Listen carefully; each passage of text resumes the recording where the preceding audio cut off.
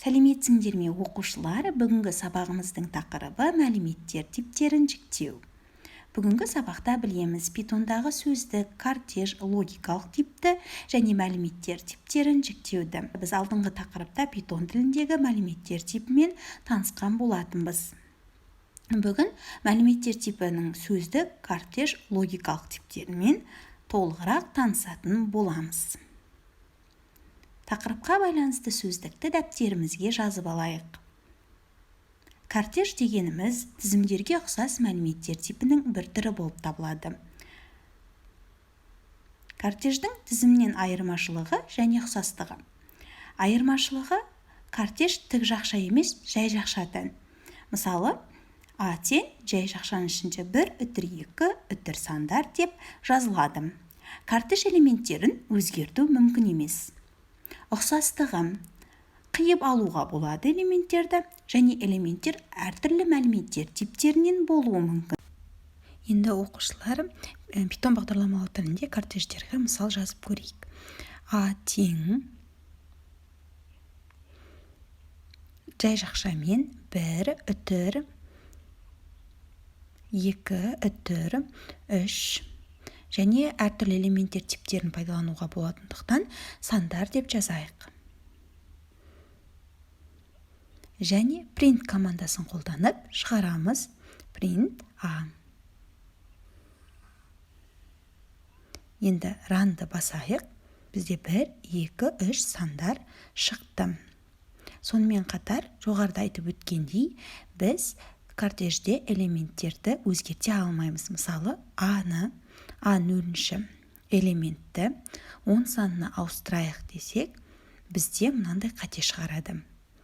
Tuple объектісі, яғни tuple біздегі мәлімет типі, оның элементтері өзгермейді. Сөздіктер. Сөздіктерді питон тілінде біз жіктеп белгілейміз. Кілтпен ашылатын сұрыпталмаған элементтер жиынтығы сөздіктер деп аталынады. Сөздіктің әр кілті бір мәнге сәйкес келеді. Енді питон бағдарламалау тілінде сөздіктер мәліметтер типін қолданып көрейік. А тең біз сөздіктер мәліметтер типін дик деп белгілейміз. Жазамыз тең жай жақша ішіне, ерек жақшаның ішіне кілттік сөзді және оның мәнін жазатын боламыз. Бізде кілттік сөз hello сөзі, яғни сәлем деген мағынаны білдіреді.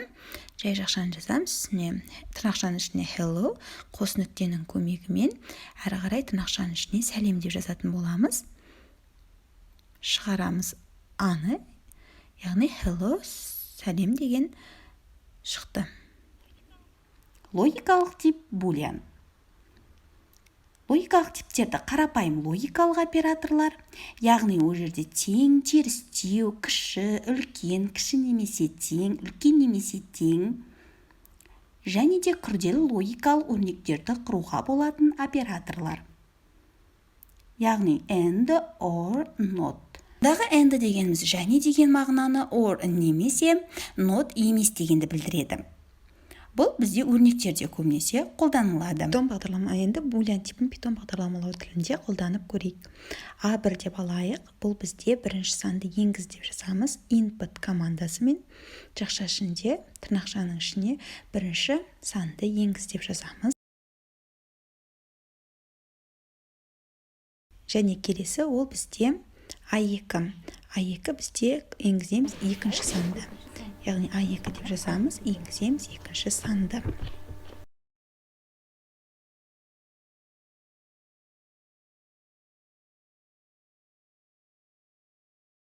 Әрі қарай біздің A1-дің мәліметтер типін береміз. Ол бізде integer, A1-тен int. Дәл осылай екінші A2-де жазамыз. Әрі қарай логикалық типті қолданамыз. Бұл A тең болады A1-іміз кіші A2-ден. A1 кіші A2-ден. Әрі қарай print. Бірінші сан екінші саннан кіші дейміз тырнақшаның ішіне. Бұл бізде бұл A-ға болады. Енді runға береміз. Бірінші санды енгіземіз. Екінші санын енгіземіз 3. Бізде бұл true шығады. Өйткені екінші санымыз шынымен де бірінші саннан үлкен. Бірінші санымыз екінші саннан кіші. Ал енді басқашалай беріп көрейік. Бірінші санды 5 дейік, екінші санды 2 дейік. Бізде фалс шығады. Өйткені шарт қате. Тапсырма.